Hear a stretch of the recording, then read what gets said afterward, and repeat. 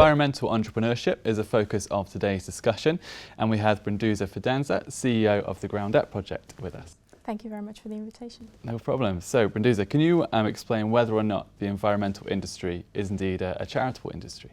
Well, there are certain places in which the environmental problems happen in poor environments or in places where indeed the problems are not related to a market.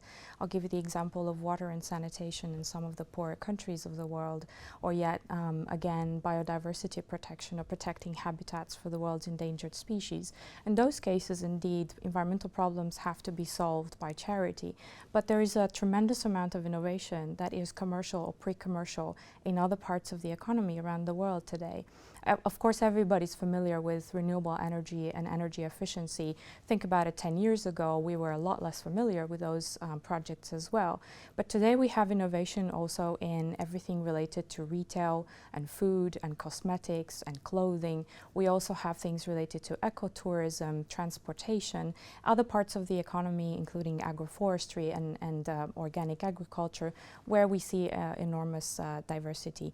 To give you just an example, in developing countries, the market for 15 clean technologies only is estimated to be $1 trillion today. Wow, okay, so a lot of that you referred to there was very important. So why is it then a challenge to attract investors for the environmental industry?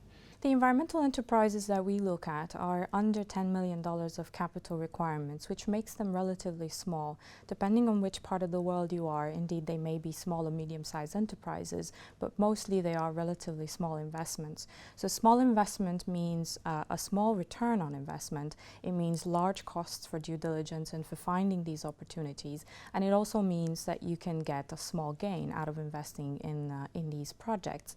On the other hand, from an investor perspective, it is quite an interesting opportunity to look into how you can aggregate those investments. And so making capital available for smaller investments, but on aggregate, becomes more and more interesting. And you can see a lot of investment funds that are starting to look into investing for an impact.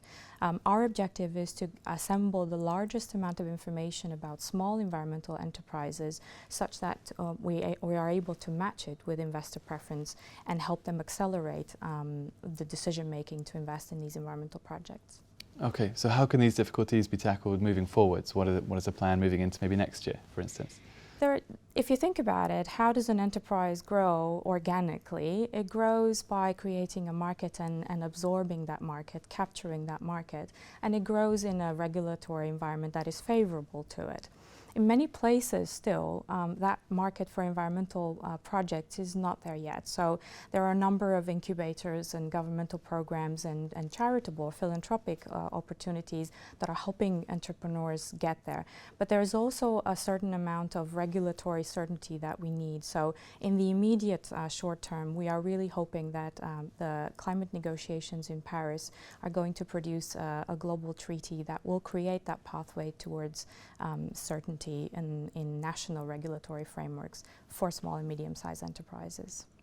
Brindusa, thank you very much for coming in today. Thank you. And thank you for watching. Be sure to click back to Dukascopy TV for more updates and exclusive interviews. We'll see you next time.